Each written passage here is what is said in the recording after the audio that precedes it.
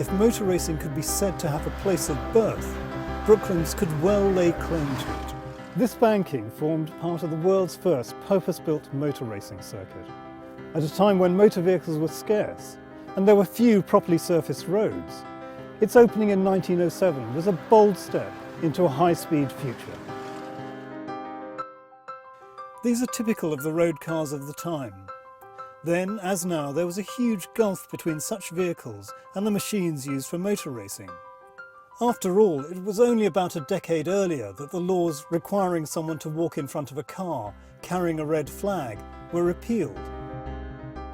These racing cars of that time and soon after must have seemed like fire-breathing monsters.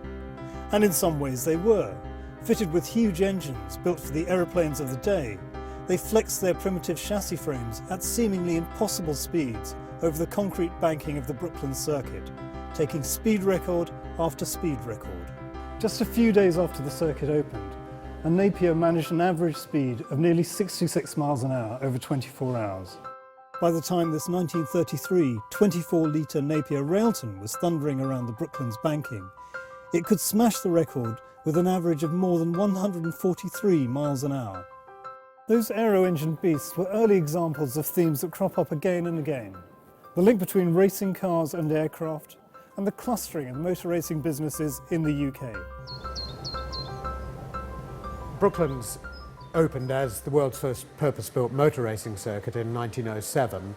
Aviation came along almost immediately afterwards. By 1908, A.V. Rowe was doing experiments with a flying machine on the finishing straight of the racetrack.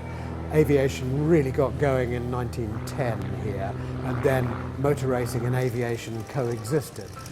The aeroplane engines that the people started to use, starting off with something like the Napier Lion that's in the Napier Railton there, and then moving on to things like the Rolls-Royce R, which was originally developed for the Schneider Trophy racing seaplanes of Supermarine. That engine became the engine of choice for the land speed record guys in the 1930s, until John Cobb went back to the Lion for his amazing twin-engined Napier Railton land speed record car of 1938. After the Second World War, although motor racing had stopped here, the people who'd been the mechanics and doing the engineering, having been away to the war, came back, and they formed the nucleus of the post-war motor racing industry because they lived and worked around here. And even today, the £4 billion annual turnover of the British motorsport industry has a real centre in this area, because McLaren are still building their Formula One cars just 5 miles away, and all sorts of other support parts of the motor racing industry are still based in this area. This 4.5-litre Bentley is similar to the one that Alan races. I've driven one, and quite apart from the central accelerator, placed between the clutch and brake pedals, it requires both skill and strength to drive fast for any length of time. The crossover between motor racing and aviation remains strong.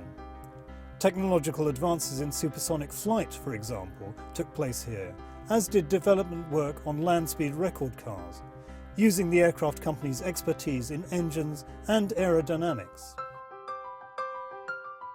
Development of the site may have gobbled up the runway at Brooklands, but there is still enough of the banking to get an idea of how tough racing machines of the early 20th century had to be to survive. Early drivers and teams were often self-funded, but the rise of sponsorship shows how much racing teams have had to find to be competitive. Increasingly, especially in the top tier of motorsport, the race is no longer won in the workshops of mechanical geniuses. Instead, it is decided by who wins the battle for funding to pay for engineering developments.